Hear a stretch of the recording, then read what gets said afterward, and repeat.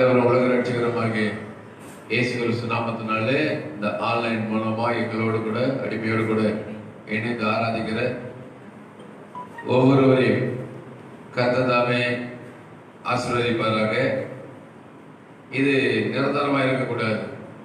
இப்போ கரண்ட் இல்லைனாங்க நம்ம ஆன்லைன்ல ஆராதிக்கிறது கடினமாக இருக்கும். ஆகவே சீக்கிரத்தில் இந்த நிகழ்ச்சிகள் இந்த தடைகள் எல்லாம் மாறணும். அது மாத்திரமில்ல, வீடுகளில் இருந்து நம்ம ஆன்லைன் இல்லாமலே ஆராதிக்க கற்றுக்கொள்ள வேண்டும், பழகிக்கொள்ள வேண்டும்.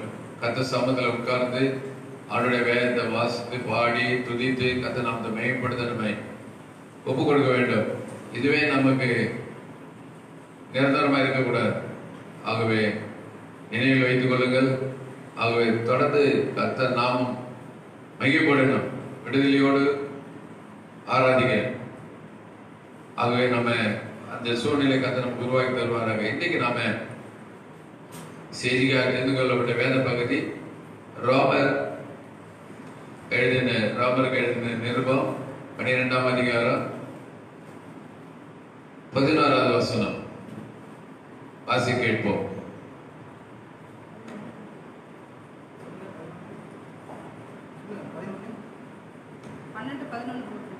ரோமர் 12:11. அசதியாயிராமல் ஜாக்கிரதையாயிருங்கள், ஆவியிலே அனலாயிருங்கள், கர்த்தருக்கு ஊழியம் செய்யுங்கள்.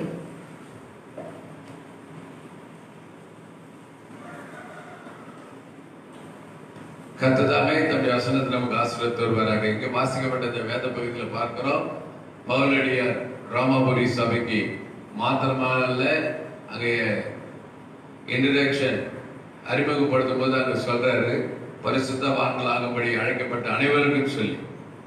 ஆகவே இந்த ரோமாபுரி சபையாருக்கு மாத்திரமல்ல, இன்றைக்கு கூடி ஆராதிக்கிற கண்ணம்பாளையம் கிறிஸ்துவ சபைக்கும் தான் பொருந்தும்.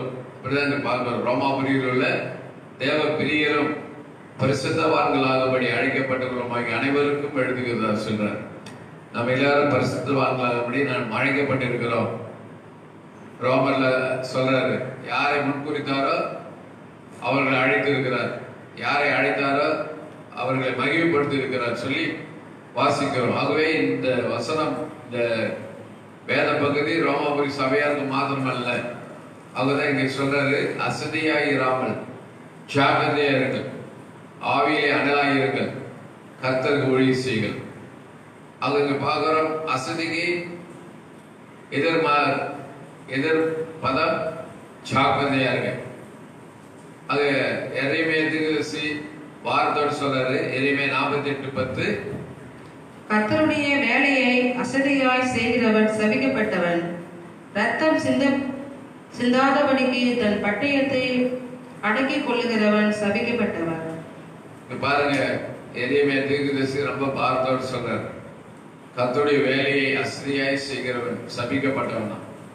ஆகவே நம் கர்த்தருடைய வேலையை நம்ம அசதியாய் செய்யக்கூடாது.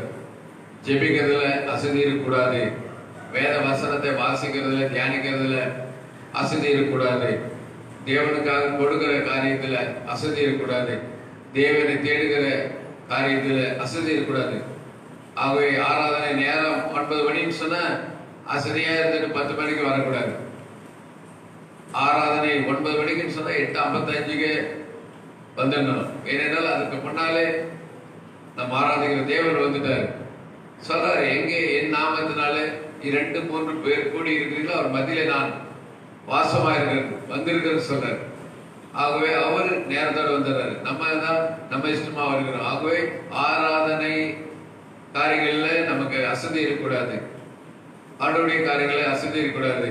அதான் சொல்றாரு, ஆண்டோடைய வேலையை அசதியாய் செய்கிறவர் சபிக்கப்பட்டவன் சொல்றாரு. பாருங்க எவ்வளவு சாபமான வார்த்தை. ஆகவே நம்முடைய வருகிற நாட்கள்ல ஒருவேளை இது வரைக்கும் போகட்டும், ஆண்டவருக்கு செய்த காரியங்களை நம்ம அசதியா இருந்துட்டோம். பைபிள் படிக்கிறது இல்ல, ஜெபிக்கிறது இல்ல, துதிக்கிறது இல்ல, ஆராதனைக்கு வர்றது இல்ல, ஆண்டவருடைய ஊழிகளை கலந்து கொள்ளுகிறது இல்ல, ஜப குழுக்கள்ல கலந்து கொள்ளுகிற காரியங்கள்ல இது வரைக்கும் நம்ம அசதியா இருந்துட்டோம். ஆவியானவர் இன்னைக்கு எச்சரிக்கிறார், இனி காலம் செல்லாது, மனதிரும்புன்னு சொல்றாரு. ஆகவே இனிமே நம்ம அசதியாயிராதபடிக்கு நம்ம ஜாக்கிரதையா இருக்க நம்மை பழகிக் கொள்ளுவோம். ஆகதான் எதிலெல்லாம் நாம் ஜாக்கிரதையா இருக்குன்னு சொல்லி ஆவியானவர் சொல்கிறார் சொல்லி பார்க்கும்போது முதலாவது 1 பேதுரு 4:7 வாசிக்கிறோம். 1 பேதுரு 4:7. எல்லாவற்றுக்கும் முடிவு சமீபமாயிற்று, ஆகையால் தெளிந்த புத்தி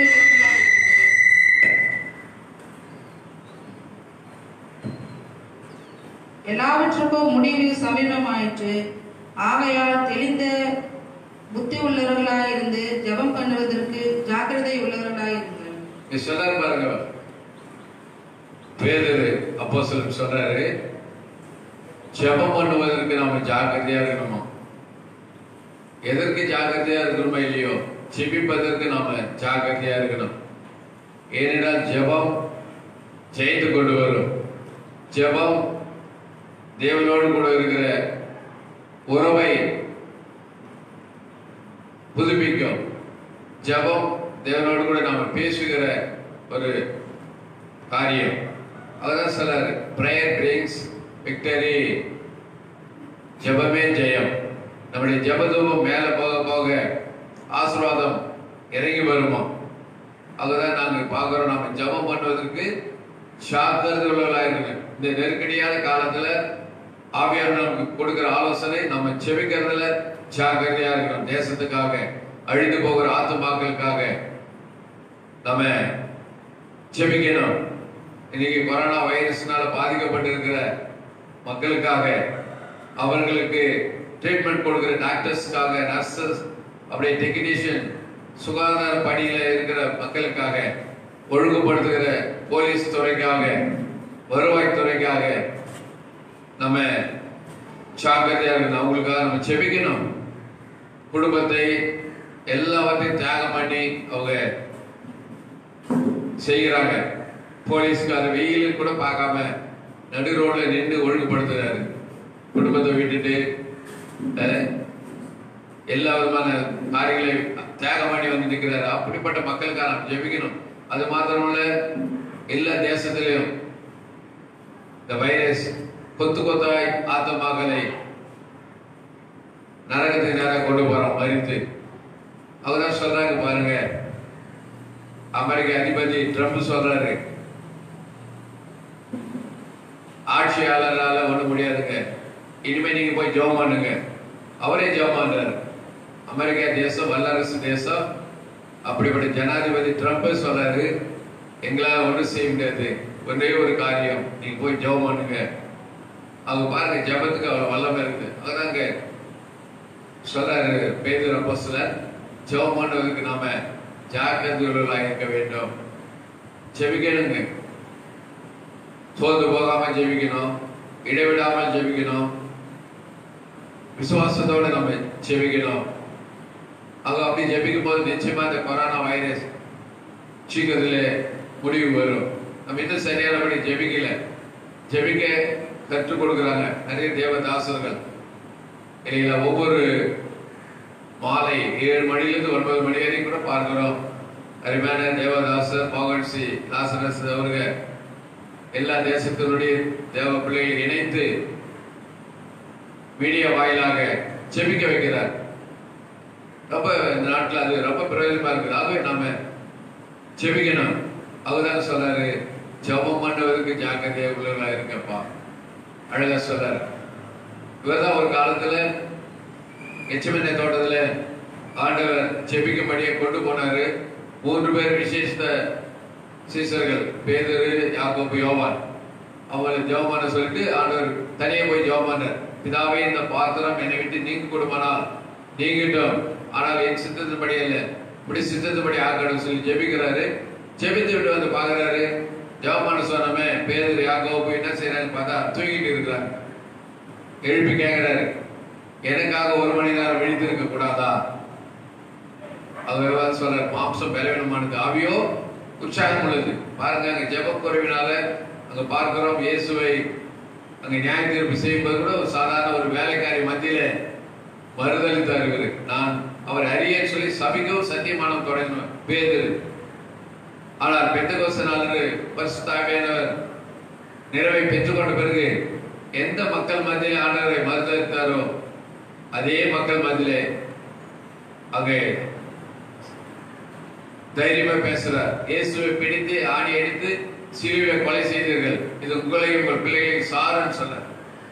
காரணம் ஆவியானுடைய நிறைவை அபிஷேகத்தை பெற்றுக்கொண்ட பிறகு அவர் அங்கே வல்லமையாய் பிரசங்கம் செய்கிறார். ஒரே நாள் பிரசங்கத்துல 3000 பேர் ரட்சிக்கப்படும்படியாக கர்த்தர் எடுத்து பயன்படுத்தினார். அப்படி ஆண்டவரை மறுதளித்த அந்த பேர் தான் மன திரும்பி சொல்றாரு, ஜெபம் பண்ணுவதற்கு ஜாகிரதை உள்ளவர்களாக இருக்க. மறுபடியும் நம்ம எதற்கு ஜாகிரதை உள்ளவர்களாக இருக்கணுமா? 2 பேதுரு 1:10 வாசிக்கிறோம். 2 பேதுரு 1:10.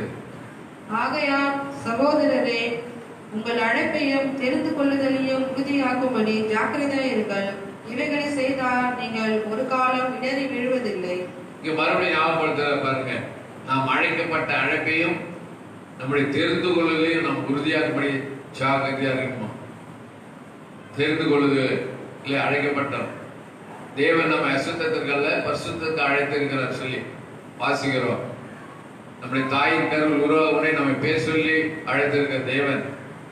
அதுதான் யோவான் 15 வாசிக்கிறோம், நீங்கள் என்னை தெரிந்து கொள்ளவில்லை, நான் உங்களை தெரிந்து கொண்டேன்னு சொல்லி ஆண்டவர் நம்ம தெரிந்து கொண்டிருக்கிறார். அவர் தெரிந்து கொண்டு அந்த தெரிந்து கொள்வதில் நம்ம உறுதியா இருக்கணும். நம்ம அழைத்த அழைப்பு தாவீது கூட பார்க்கிற கரவல் ஆடுகள் பின்னாக ஓடிக்கொண்டது. தாவீதை இஸ்ரவேலுக்கு ராஜாவாய் அழைத்தார் இல்லைங்களா? அழைத்த தேவன். மோசே பார்வோனுடைய அரண்மனையில் இருந்து 40 வருஷம் இருந்தார். அதுக்கு 40 வருஷம் பிறகு பார்க்கிறப்பா அங்கே வனாந்தரத்தில் ஆடுகளை மேய்த்து கொண்டிருந்த அந்த மோசையை கர்த்தர் அழைத்தார். அவங்க அழைத்த அழைப்பில் உறுதியா இருந்தாங்க. அவங்க நம்மை அழைத்திருக்கிற தேவன் சொல்றாரு, உபத்திரத்தின் புகழை நான் உன்னை தெரிந்து கொண்டு சொன்னேன். நம்ம பலவித சூழ்நிலையிலிருந்து நம்ம கட்ட தெரிந்து கொண்டிருக்கிறார். அவர் தெரிந்து கொள்ளுதலை நாம் உறுதியாக்கும்படி நம்ம ஜாகிரதையா இருக்கணும். நம்ம டிக்கெட் கன்ஃபார்ம் பண்றதுக்கு போன் பண்றோம். டிக்கெட் கன்ஃபார்ம் ஆயிடுச்சா, வெயிட்டிங் லிஸ்ட்ல இருக்கா, கன்ஃபார்ம் ஆன பிறகு உறுதியாயிடுச்சு வந்த பிறகு சந்தோஷப்படுகிறோம். அப்படி சாதாரண ஒரு டிராவலுக்கு முக்கியத்துவம் கொடுக்கிறோம். அதை விட இது மாதிரி முக்கியத்துவமான காரியம் நம்ம அழைத்த அழைப்பையும் ஆண்டு நம்ம தெரிந்து கொள்வதையும் உறுதியாகும்படி நம்ம ஜாக்கிரதையா இருக்கணும். முதல்ல பார்த்தா நாம் ஜெபம் பண்ணுவதற்கு நம்ம ஜாக்கிரதை உள்ளதா இருக்கணும். 2வது எதுக்கு ஜாக்கிரதை இருக்குன்னு சொன்னாக்கா, இங்க பார்க்க நம்ம அழைத்த அழைப்பையும் தெரிந்து கொள்வதற்கு உறுதியாகும்படி கன்ஃபார்ம் ஆயினா முடியும்போது நிலை நிற்போனே ரட்சிக்கப்படுவான்னு சொன்னார். மனுஷகுமாரன் வரும்போது பூமியிலே விசுவாசத்தை காண்பாரோ, ஏனென்றால் விசுவாச துரோகம் முந்தி நேரடி சொன்னார். ஆகவே நம்ம அழைத்த அழைப்பையும் தெரிந்து கொள்வதையும் உறுதியாக்கும்படி நம்ம ஜாக்கிரதை உள்ளவர்களா இருக்கணுங்க. அஜாக்கிரதையா இருக்கக்கூடாது, ஜாக்கிரதையா இருக்கணும். அது மாத்திரம் நம்ம 3வது நம்ம எதற்கு ஜாக்கிரதையா இருக்கணும் பாருங்க. அதே பேதுரு எழுதுறாரு, 2 பேதுரு 3:14. ஆகையால் பிரியமானவர்களே, இவைகள் வர காத்திருக்கிற நீங்கள் கரையற்றவர்களும் பிழை இல்லாதவர்களுமாய் சமாதானத்தோடு அவர் சந்ததியில் காணப்படும்படி ஜாக்கிரதையா இருங்கள். இங்க பார்க்கிறோம், அவர் சந்ததியில் காணப்படும்படிக்கு நாம ஜாக்கிரதையா இருக்கணும். இயேசு கிறிஸ்து முதலாவது ரட்சகராய் வந்தார். மனுக்குலத்தை ரட்சிப்பதற்காக ரட்சகராய் வந்தார். அவர் 3 வருடம் பூமியிலே இந்த ரட்சிப்பு திட்டத்துக்காக அவர் ஊழியர்களை செய்து கடைசியாக சிலுவையில் அறையப்பட்டு மரித்து அடக்கம் பண்ணப்பட்டு 3 நாள் உயிர்த்தெழுந்து 40 நாள் பூமியிலே தரிசனம் கொடுத்து இப்பொழுது பிதாவின் வலது பக்கத்தில் நமக்காக மருந்து பேசிக் கொண்டிருக்கிறார். அவர் மீண்டும் வரப்போகிறார் சொல்லிட்டார். அப்போஸ்தலர் கூட வாசகர் 1:11 சொல்றாரு, கலிலேயராகிய மனுஷரே, நீங்கள் ஏன் வானத்தை அனந்த பார்த்து கொண்டிருக்கிறீர்கள்? உங்களிடத்திலிருந்து எடுத்துக் கொள்ளப்பட்ட இயேசுவானவர் எப்படி கண்களுக்கு முன்பாக வானத்திற்கு ஏறெடுத்து போனாரோ அப்படி மீண்டும் வருவார். அவர் ஆண்டவர் மீண்டும் வரப்போறார். அவர் வருகிறார். அவர் பூமியை நியாயத்திற்கு வருகிறார். ஜனங்களை சத்தியத்தோட நிதானத்தோட நியாயம் தீர்ப்பார் சொல்லி. ஆகவே முதலாவது வருகை ரட்சகராய் வந்தார். ஆனால் இப்பொழுது வரப்போகிறவர் அவர் நீதியுள்ள நியாயாதிபதியை வரப்போகிறார். நம்ம நியாயம் தீர்க்கும்படியாய் வரப்போகிறார். முதலாவது நியாய தீர்ப்பு அவருடைய சபையில தான், அவருடைய வீடாகிய சபையில தான் தொடங்கும். ஆகவே அவருடைய சன்னதியில் நாம் காணப்படும்படி ஜாக்கிரதையா இருக்கணும். 10 கன்னிகைகள் மணவாளனை வரவேற்பதற்காக சென்றாங்க. 10 பேரும் தீவெட்டி எடுத்துட்டு போனாங்க. ஆனால் அதில் பார்க்கிறோம் 5 பேர் தீவெட்டியோட கூட எண்ணெய் கொண்டு போனாங்க. மணவாளன் வர காலதாமதம் ஆகிட்டது. எல்லாரும் படுத்து நித்திரை பண்ணிட்டாங்க. நடுராத்திரியில மணவாளன் வராருன்னு சொன்ன உடனே 5 புத்தியுள்ள கன்னிகைகள் தீவெட்டியை எடுத்து ஆயத்தம் பண்ணாங்க. அங்க மணவாளன் வந்தார். அங்கே மணவாளனோடு கூட அவங்க அறையிலே பிரவேசித்தாங்க. ஆனா அந்த 5 புத்தியில அந்த கன்னிகைகள் தீவெட்டி எடுத்துட்டு போனாங்க. ஆனா கூட எண்ணெய் எடுத்துட்டு போகல. என்னாச்சு சொன்னா அவங்க கடைக்கு போயிட்டு வாங்கிட்டு வர்றதுக்குள்ள மணவாளன் வந்துட்டாரு. ஆயத்தமா இருந்தவங்க, ஜாக்கிரதையா இருந்தவங்க மணவாளனோடு கூட அறையில பிரவேசிக்கிறாங்க. அங்க கதவு போட்டப்பட்டது. வெளியிட்டு தட்டுறாங்க. ஆண்டவரே எங்களுக்கு திறவுங்க. ஆண்டவர் சொன்ன, நான் உங்களை அறியேன். பாருங்க, ஆயத்தம் இல்லாம ஜாக்கிரதையா இல்லாம வாழ்ந்ததுனால அவங்க அந்த வருகையில காணப்படாம போயிட்டாங்க. மணவாளனுக்கு தான் காத்திருந்தாங்க, மணவாளனுக்காக தான் வந்திருந்தாங்க. ஆனா அவங்க ஜாக்கிரதை இல்லாம அஜாக்கிரதையா இருந்ததுனால அந்த மணவாளனோடு கூட பிரவேசிக்கிற அந்த சந்தர்ப்பத்தை, இந்த பாக்கியத்தை எழுத போனாங்க. அப்படி நாம் இருக்கக்கூடாது. நாம் எப்பொழுதும் விழித்திருந்து ஜெபிக்கிறவர்களாய் ஆண்டவரை நாம் சந்திக்கும்படியாக, அவர் சந்நிதியில் காணப்படும்படியாக நாம் ஜாக்கிரதையா இருக்கணும். ஆமோஸ் தீர்க்கதரிசி சொல்றாரு, உன் தேவனை சந்திக்கும்படி ஆயத்தப்படு. அவருடைய வருகை சொல்றாரு, திருடனை போல வருவன் சொல்றார். திருடன் வரும்போது நம்ம கிட்ட சொல்லிட்டு வர மாட்டான். திருடன் SMS அனுப்பிட்டு வர மாட்டான். திருடன்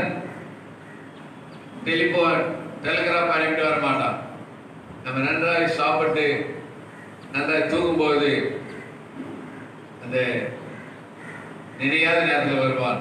அப்படித்தான் வெளியேற பெற்ற ஆத்மாக்களை பல்லை கொண்டு போகக்கூடியாய் ஆண்டவர் திருடனை போல வருவேன் சொல்றார். ஆகவே நாம அவருடைய சந்நிதியை, அவர் சம்பந்தத்தில் காணப்படுவதற்கு நாம் ஜாக்கிரதையா இருக்கணுங்க. எப்படி அந்த 5 புத்தி இல்லாத கன்னிகைகள், அவங்க தீவெட்டி இருந்தது, எண்ணெய் இல்லை, ஆயத்தம் இல்லை, கைவிடப்பட்டார்கள். ஆக எனக்கு பழைய ஏற்பாட்டில் கூட நினைவு வருது ஒரு காரியம். நோவா காலத்துல ஆயத்தமா இருந்தவங்க, நோவா மனைவி, 3 பிள்ளைகள், 3 மருமக்கள், 8 பேர் ஆயத்தமா இருந்தாங்க. பேழையில பிரவேசித்தாங்க. ஆண்டவர் பேழையை மூடிட்டார். அதுக்கு பிறகு வெளியே கத்துறாங்க, ஒன்றும் யாருக்கும் தர முடியாது. ஆகவே இன்றைக்கு நாம் கடைசி காலத்துல வாழ்ந்து கொண்டிருக்கிறோம். இயேசு கிறிஸ்துவின் வருகை மிக சமீபமா இருக்கிறது. அவர் வருகைக்குரிய அடையாளங்கள் நாம் கண்கூட பார்த்து கொண்டிருக்கிறோம். கொள்ளை நோய், பூமி எதிர்ச்சி, ஜனத்துக்கு விரோதமா ஜனம், ராஜ்யத்துக்கு விரோதமா ராஜ்யம் எழும்போம். ஆனால் முடிவு உடனே வராது. இந்த ராஜ்யத்தின் சுவிசேஷம் எல்லா மக்களுக்கு அறிவிக்கப்பட்ட பிறகு ஆண்டவருடைய வருகை வருது சொன்னார். ஆகவே ஆண்டவருடைய வருகை மிக சமீபமா இருக்கிறபடினால அதனுடைய அடையாளமாக தான் இன்னைக்கு எங்க பார்த்தாலும் கொரோனா வைரஸ், கொள்ளை நோய், கொத்து கொத்தாய் ஆத்மாக்களை சாத்தான் நரகத்துக்கு நேரம் கொண்டு போறோம். கொத்து கொத்தா மடிகிறாங்க, ஆயிரக்கணக்கில் மடிகிறாங்க. அப்படியே பொக்கலையும் வைத்து பள்ளம் தோண்டி அப்படியே கொட்டி பதிக்கிறாங்க. எவ்வளவு கொடூரமான காரியங்கள். காரணம் ஆண்டவருடைய வருகை மிக சமீபமா இருக்கு. நம்ம ஆயத்தமா இருக்கணும். ஆண்டவர் ரத்தினால் கழுவப்பட்ட மக்கள், அவருடைய சரீரமாக சபை ஆயத்தமா இருக்க வேண்டும். அவர்தான் 1 தெசலோனிக்கேயர் கூட வாசிக்கிறோம். அங்கே பார்க்கும்போது எக்கால சத்தம் கேட்கும். தேவ எக்காலத்தோடு அவர் இறங்கி வருவார். இறங்கி வரும்போது ஆயத்தமா இருக்கிற அவருடைய மனவாட்டிய சபை, கரைதேறையற்ற சபை எடுத்துக்கொள்ளப்படும். யார் ஆயத்தமா இல்லையோ அவங்க கைவிடப்படுவாங்க. மறுபடியும் வேதத்தில் அவர் நினைவுபடுத்துறார், 2 பேர் வயலில் இருப்பாங்க.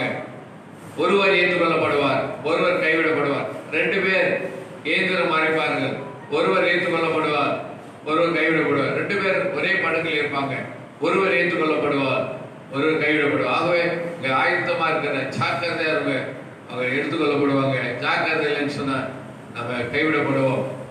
ட்ரெயின் சென்ட்ரல் ஸ்டேஷன்ல 8 மணிக்குன்னு சொன்னா நம்ம 7:50 அங்க இருக்கணும். 8 மணின்னு சொல்லிட்டு 8:30 போனா ட்ரெயின் எக்மோரை தாண்டி போயிருக்கு. அது ஒரு சாதாரண ஒரு பிரயாணத்துக்கு பெரிய காரியம். அதுக்கே நம்ம எவ்வளவு எச்சரிக்கையா இருக்கிறோம். ஆகவே ஆண்டவருடைய வருகை மிக சமீபமா இருக்கிறது. ஆகவே அன்பான தேவ ஜனமே, செய்தியை கேட்டுக்கொண்டு இருக்கிற இந்த செய்தி கேட்டுக்கொண்டு இருக்குமாறு என்னோடு கூட இணைந்து ஆராதிக்கிற தேவ ஜனமே, கர்த்தர் ஆவியானவர் எச்சரிக்கிறார்.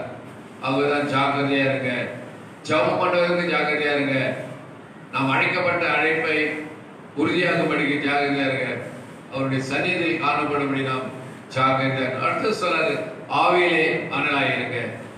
வெளிப்படுத்தலாகமோ 3:15-16. உன் கிரியைகளை அறிந்திருக்கிறேன். நீ குளிரும் அல்ல அனலும் அல்ல. நீ குளிரையாவது அனலையாவது இருந்தால் நலமாயிருக்கும். இப்படி நீ குளிருமின்றி அனலுமின்றி வெதுவெதுப்பாய் இருந்தபடியினால் உன்னை என் வாயின் என்று வாந்தி பண்ணி போடுவேன். லவோதிகா சபைக்கு சொல்றாரு. லவோதிகா சபை ஆசியாவில் உள்ள 7 சபைகளுக்கு சொல்லுகிற நிகழ்ச்சி. முதலாவது சபை எபேசு குறித்து பார்க்கிறோம். நீ யாரில் கொண்டு அன்பை விட்டா என்று உன் பேரில் எனக்கு குறை என்று சொல்றாரு. அப்படி ஒவ்வொரு சபைக்கும் அங்கே அந்த கடிதம் எழுதும் போது அவர்களை வாழ்த்தி அவருடைய குறைகளை சுட்டி காட்டி அங்கே எழுதுகிறார். யோவான் 10:17 நாடு கடத்தப்பட்ட போது அங்கே தரிசனமான அந்த காரியங்களை குறித்து தான் இங்க பார்க்கிறோம். லவோதிகா சபைக்கு சொல்றாரு, உன் கிரியைகளை நான் அறிந்திருக்கிறேன்.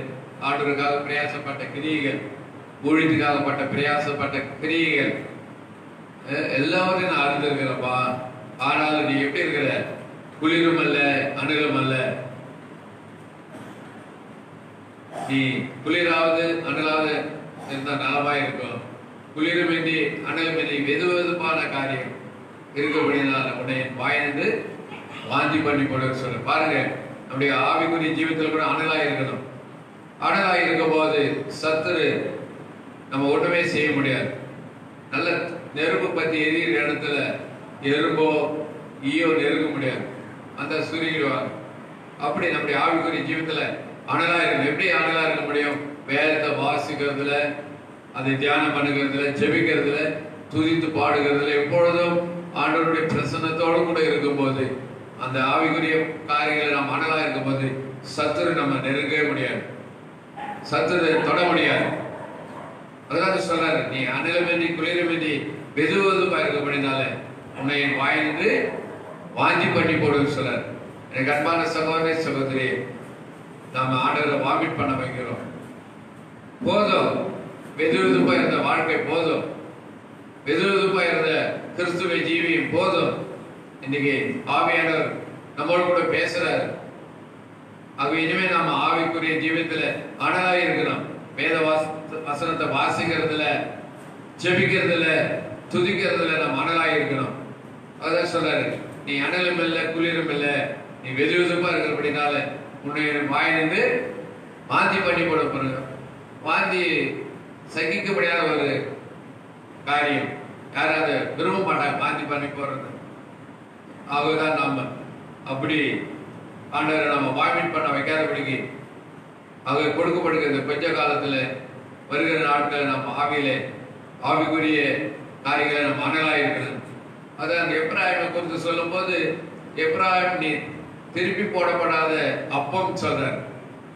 திருப்பி போடப்படாத அப்பம் சொன்னாங்க. அரை வேக்காடா இருந்தா என்ன ஆகும்? நறுக்கரிசி, அந்த பிரியாணியோ அந்த நறுக்கரிசி பட்ட சாதத்தை சாப்பிட்டோம்னாக்க அது வயிற்ற அந்த பேதி உண்டாகும் இல்லைங்களா? அரை வேக்காடு சரியா ஜீரணம் ஆகாம அது உடல் நலத்தை கெடுக்கும். இங்கே அப்படிதான் இருக்காரு, வாந்தி பண்ணி போடுன்னு சொல்ற. ஆகவே எனக்கு அன்பான சகோதர சகோதரியை செய்தியை கேட்டுக்கொண்டு இருக்கிற என்னோடு இணைந்து ஆராதிக்கிற தேவ ஜனமே, நம் ஆவிக்குரிய ஜீவிதத்தில் அனலா இருக்கணுங்க. இதுவரைக்கும் நாம வெதுவெதுப்பா இருந்தது போதும். ஆவிக்குரிய வாழ்க்கையை நம்ம அனலா இருக்கணும். அனலா இருக்கும் போது பாருங்க, தாவீது அனலா இருந்தான். அனலா இருந்தபடினாலே இந்த கோலியத் தாவீதை ஒன்றும் செய்ய முடியல. ஆகவே சாத்ராக் மேஷாக் ஆபேத்நேகோ அனலா இருந்தாங்க. அதனாலதான் பார்க்கிறோம், உலக அனல், உலக தீ அவர்களை ஒன்றுமே சேதப்படுத்த முடியல. காரணம், சாத்ராக் மேஷாக் ஆபேத்நேகோ ஆவிக்குரிய அனலா இருந்தாங்க. 7 மடங்கு சூடாக்கப்பட்டது. 1 மடங்கு இல்லை, 2 மடங்கு இல்லை, 7 மடங்கு பாருங்க. அப்படி இருந்து கூட அங்கே சாத்ராக், மேஷாக், ஆபேத்நேகோவை தூக்கி போட்டாங்க. அவங்களுடைய ட்ரெஸ், அவருடைய தலைமுடிகளும் ஒன்றுமே சேதமாகல. காரணம் முன்னால் அறிவிக்கிறாங்க இல்லையா, நாங்கள் ஆராதிக்கிற எங்கள் தேவன் எரிகிற அக்கினி சூழலிருந்து தப்பிக்க வல்லவராக இருக்கிறார். சப்போஸ் அவர் எங்களை தப்பிக்க ஆட கூட பரவாயில்ல, நாங்கள் அந்த பொருசிலை வணங்க மாட்டோம்னு சொல்லி ஆவிக்குரிய வாழ்க்கையிலே வைராக்கியமா இருந்தாங்க, அனலா இருந்தாங்க. ஆகும் இந்த உலக அனல் 7 மடங்கு, எத்தனை மடங்கு சூடாகினால் அந்த உலக அனல் ஆவிக்குரிய அனலை ஜெயிக்க முடியல. அதுக்கு பிறகு பார்க்கிறோம், சாத்ராக், மேஷாக், ஆபேத்நேகோ மேல குற்ற சம்பந்தங்களை தூக்கி போட்டாங்க. அங்க பார்க்கும்போது அவர்கள் எல்லாம் எரிந்து போனாங்க சொல்லி பார்க்கணும். ஆகவே எனக்கு அன்பான சகோதரே, சகோதரியே, நம்முடைய வாழ்க்கையில கூட நாம் ஆவிக்குரிய ஜீவித்தில் அனலா இருப்போம். அனலா இருந்தால் சத்து நம்மளை நெருங்க முடியாது. அனலா இருக்கும்போது எந்த போராட்டங்களோ எந்த பிரச்சனையோ ஒன்று நம்மை அணுக முடியாது. அது சொல்ற, கர்த்தரை எப்பொழுது எனக்கு முன்பாக வைத்திருக்கிறேன், அவர் என் வலது பாசத்தில் இருக்கபடியால் நான் அசைக்கப்படுவதில்லை சொன்ன. ஆகவே அவரை நாம முன்னால வைப்போம், அவரோடு நாம் இணைந்து வாழ்வோம். ஆகவே ஒருவேளை இதுவரைக்கும் நாம சரியானபடி வேத வாசிக்காம இருந்திருக்கிறோம், செவிக்காம இருந்திருக்கிறோம், துதிக்கல, ஏதோ கடமைக்காக நாம ஞானஸ்நானம் எடுத்தோம், அவரை பின்பற்றி இருக்கலாம். இன்னைக்கு ஆவியானவர் எச்சரிக்கிறார், எது எதுப்பா இருந்தால் நான் வாந்தி பண்ணி போடுவேன்னு சொல்றாரு. ஆகவே ஆவிக்குரிய வாழ்க்கையில் நாம் அனலா இருக்கும். கடைசியா கர்த்தருக்கு ஊழியம் செய்யுங்க. கொலோசியர் 3:24 வாசிக்கிறோம். கொலோசியர் 3:24. எதை செய்தாலும் அதை மனுஷருக்கென்று செய்யாமல் கர்த்தருக்கென்றே மனப்பூர்வமாய் செய்யுங்கள். நீ சொல்றாரு பாருங்க, நீங்க எதை செய்தாலும், கொடுக்கிறதா இருக்கட்டும், ஜெபிக்கிறதா இருக்கட்டும், இல்லை ஒரு உதவி செய்யறதா இருக்கட்டும், அது யாருக்குன்னு செய்யக்கூடாதா, மனுஷர்களுக்கு என்று செய்யாமல் கர்த்தருக்கு என்று நாம் மனப்பூர்வமா செய்யணும். ஆகவே கர்த்தருக்காக நாம ஊழியம் செய்யணும், மனப்பூர்வமா செய்யணும்.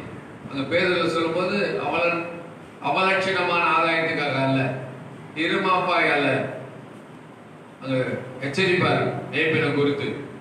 ஆகவே நாம் கர்த்தருக்கு ஊழியம் செய்யணுங்க. இதுவரைக்கும் நாம் உலகத்துக்கு ஊழியம் செஞ்சோம், குடும்பத்துக்கு ஊழியம் செஞ்சோம், போட்டோம். இனிமே கர்த்தருக்கு நாம் ஊழியம் செய்யணும், கர்த்தருக்காக ஏதாவது நாம செய்யணும். அது யோவான் 12:26 வாசிக்கிறோம்.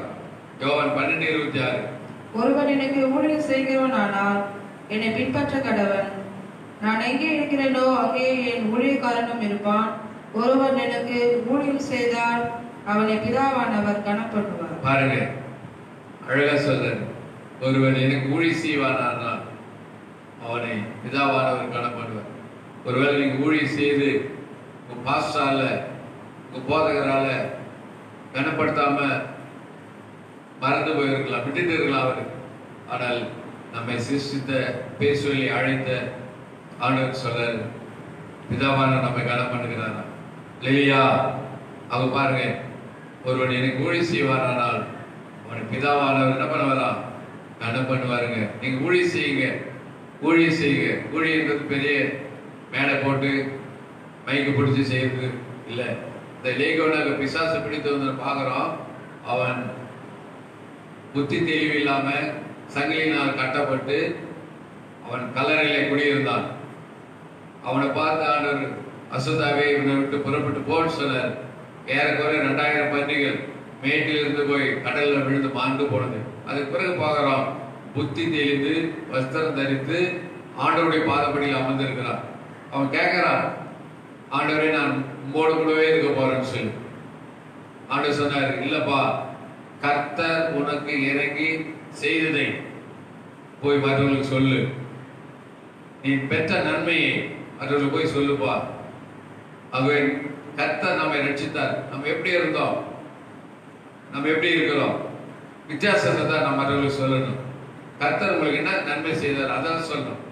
தாவீது ராஜா சொல்லுவார், கர்த்தர் எனக்கு நன்மை செய்தபடியா அவரை நான் பாடுவேன்னு சொன்னார்.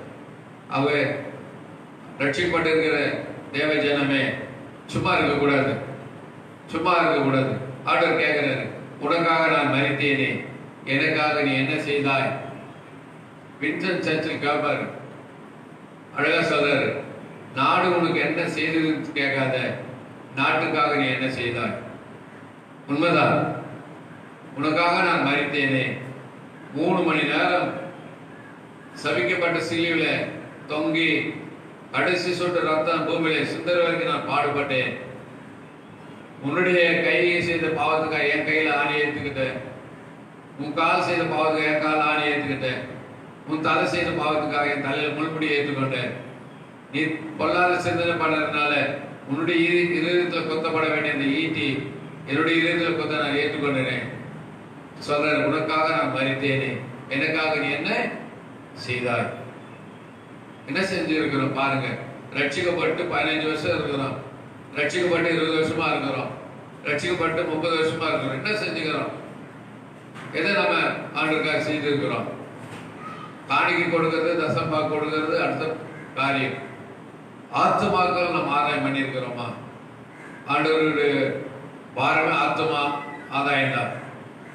1 தீமோத்தேயுல 2ஆம் அதிகாரத்தில் சொல்றாரு, 4ஆம் வசனத்துல, எல்லா ஆத்துமாக்களும் சத்தியத்தை அறிய அடைவோம், ரட்சிக்கப்படும் அசுத்தமுள்ளவனாக இருக்கிறார்.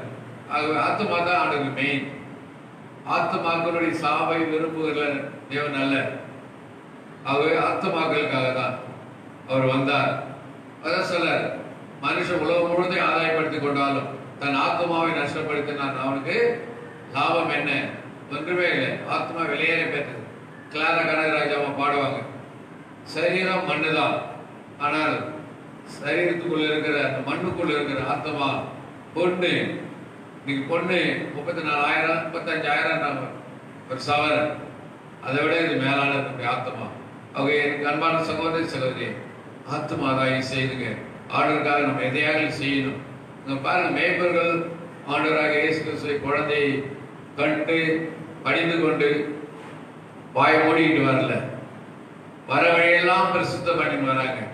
அந்த மேய்ப்பர்கள், படிப்பறியாத மேய்ப்பர்கள் பிரசுத்தம் பண்ணிட்டு வராங்கன்னு சொல்லி பார்க்கிறோம். அது மாத்திரம் சகோதரிகள் ஊழி செஞ்சு இருக்கிறாங்க பாருங்க. லூக்கா 8:3, லூக்கா 8:3, ஏரோதின் காரியக்காரனான மூசாவின் மனைவியாகிய யோவான் ஆனாலும் சூசான் ஆனாலும் தங்கள் ஆஸ்திகளால் அவருக்கு ஊழியம் செய்து கொண்டு வந்த மற்ற அநேக ஸ்திரீகளும் அவருடனே இருந்தார்கள்.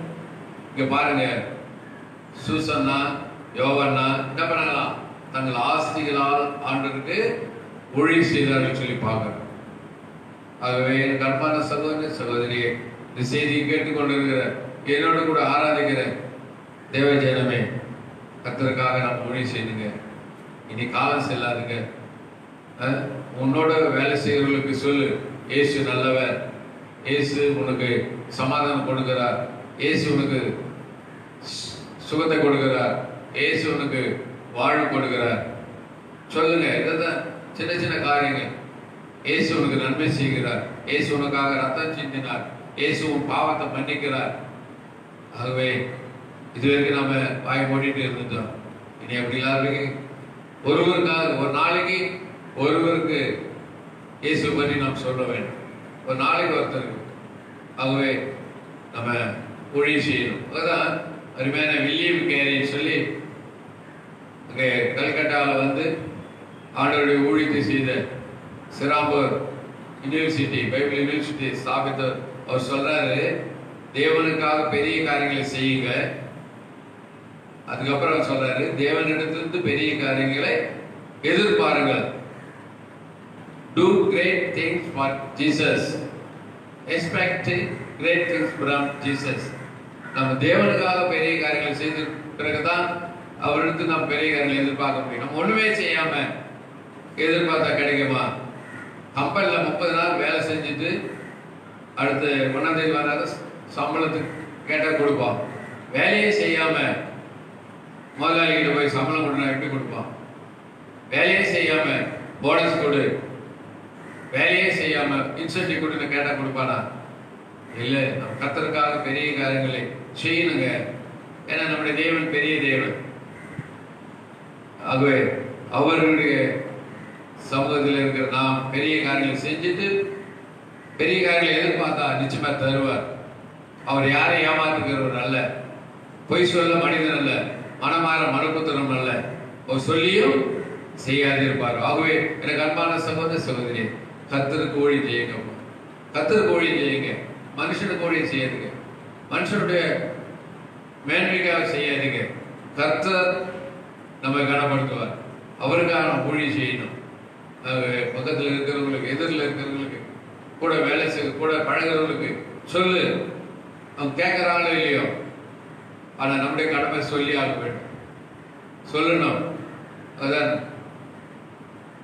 அங்கே தானியேல் புத்தகம் வாசிக்கும் போது அநேகரை நீதிக்குட்படுத்துகிறவர்கள் ஆகாய மண்டலத்தில் பிரகாசிக்கிற நட்சத்திரங்களை போல இருப்பாங்க சொல்றார். ஆத்துமாதாயம் செய்யுங்க. ஆத்துமாதாயம் செய்யும் போது ஆகாய மண்டலத்தில் இருக்கிற நட்சத்திரங்களை போல நம்ம பிரகாசிப்போம்.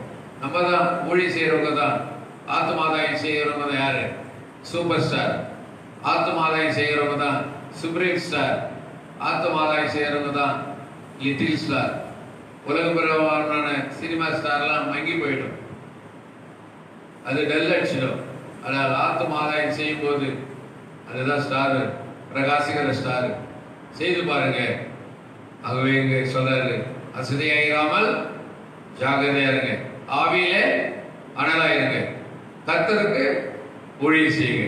அப்படி செய்யும்போது சொல்லுவார், வாருங்கள் என் பிதாவினால் ஆசீர்வதிக்கப்பட்டவர்களே, உங்களுக்காக ஆயத்தம் பண்ணப்பட்டிருக்கிற நித்திய சந்தோஷத்தில் பிரவேசிங்கன்னு சொல்லுவார்.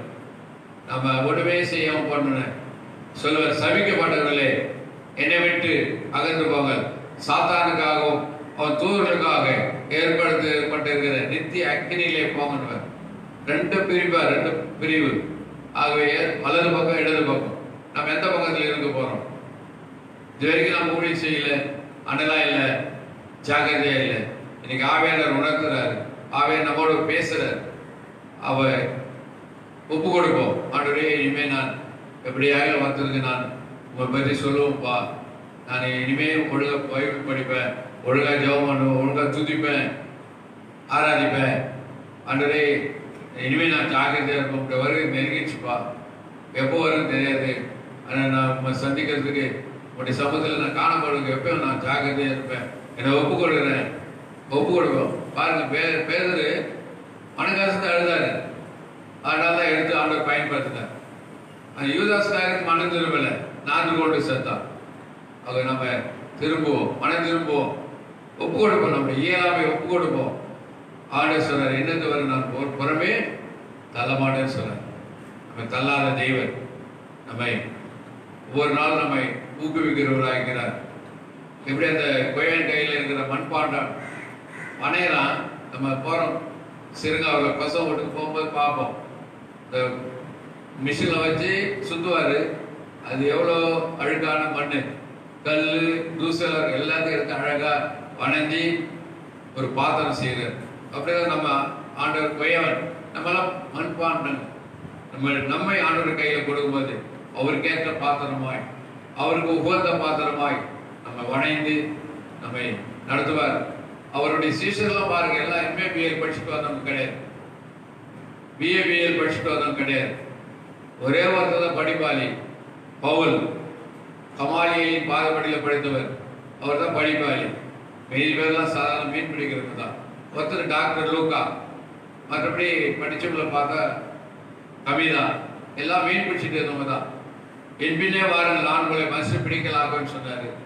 வலையெல்லாம் விட்டுட்டு அப்பா அம்மா விட்டுட்டு வந்தாங்க. 3 வருஷம் அவரோட கூட இருந்து அவர் ட்ரெயினப் கொடுத்தாரு. அவர் தான் ஒவ்வொரு தேசத்துக்கும் போயிட்டு ரத்த சாட்சியம் மறைச்சாங்க. இந்தியாவுக்கு வந்தவர் தோமா. நம்முடைய இந்தியாவுக்கு வந்து இன்றைக்கும் சென்ட் தாமஸ் மவுண்ட் சொல்லப்படுகிற அந்த இடத்துல ஈட்டியால் குத்தப்பட்டார். ஆனால் இப்போது அடக்கம் பண்ணப்பட்ட சாந்தம் சர்ச்சி ரத்த சாட்சியம் மறுத்தார். ஒவ்வொரு தேசத்துக்கு ஒருத்தர். பேதரு ஆண்டரை நேராக சிலுவையில் அரைஞ்சாங்க. ஆனால் என்னை தலைகீழதான் சிலுவையில் அரைங்கன்னு சொல்லி சிலுவையில் நான் தலைகீழதான் இருந்தேன். யோவான் அங்கே பத்மத்தி விழா நாடு கடத்தப்பட்ட பாண்டார். இப்படி நிறைய அவருடைய அப்போஸ்தலர்கள் எல்லா தேசத்துக்கும் போயிட்டு ஒழிவு செய்தாங்க. ஆகவே அவனுடைய சுவிசேஷத்தை கேட்டு நாம சும்மா இருக்கக்கூடாது, எதையாலும் செய்யும். அதான் செய் அல்லது செத்துமடி, டூ ஆர் டை. செய் அல்லது செத்துமடி செய்யணும். நம்ம ஆண்டுக்காக எதையாக செய்யணும். அதான் நண்பர் சுவிசேஷ ஜெபக்குழுடைய இலக்கு அவங்க வந்து ஸ்லோகம் கோ ஆர் சென்ட். போ அல்லது அனுப்பு. நீ போய் சொல்ல முடியலையா, சரி காணிக்கை கொடுத்து ஒரு ஆளை மிஷினரி அனுப்பு. ஐஜிஎஸ் அப்படிதான். ஆஸ்திரேலியாவிலேருந்து ஜான்டின்ஸ் வந்தார். அங்கே இருக்கிற சபையில் இருக்கிற பரிசுத்தவான்கள் தசபாகம் கொடுத்து ஒவ்வொரு ஊழியக்காரர் தாங்கினாங்க, ஒவ்வொரு சபைகளை கட்டினாங்க. ரிட்டையர்ட் ஆக கூட வர பென்ஷன்லேருந்து தசபாகம் கொடுத்து இருக்கிறாங்க. பேப்பர் வாங்கி படிச்சுட்டு அதை விற்று அதில் தசபாகம். கனடாவில் வயசான ஆயாமா தாத்தா பாட்டி வருவாங்க. அது கூவத்தூர் திருக்கழுக்கூர் பார்த்தா அங்கே ஒரு ஹாஸ்டல் இருந்து சார்லஸ் பெனி ஒரு ஐயா நடத்துவார். ஒவ்வொரு டிசம்பர் ஜனவரியில் தான் 3 நாள் கன்வென்ஷன் நடக்கும். வருவாங்க வயசானவங்க. அந்த கனடாவில் பஸ் ஓட்டுறவங்க ஸ்கூலுக்கு இந்த வயசான தாத்தா பாட்டி அவங்க அந்த சம்பளத்தில் எடுத்து வச்சு அங்கே ஹாஸ்டல் பிள்ளைங்களுக்கு ஹாஸ்டல் நடத்த உதவி செஞ்சாங்க. ஊழியர் போகும்போது அந்த கன்வென்ஷனுக்கெல்லாம் உதவி செய்யும். பாருங்க, அது நாம சொகுசா இருக்கிறோம் வேண்டாம். நம்ம ஆண்டவருக்காக இருக்கிற நாட்களில் ஊழியம் செய்வோம். கர்த்தர் நம்மை கனப்படுத்துவார். கர்த்தர் தாமே ஒவ்வொருவரையும் ஆசீர்வதிப்பாராக. கண்களை மூடுவோம், செபிப்போம்.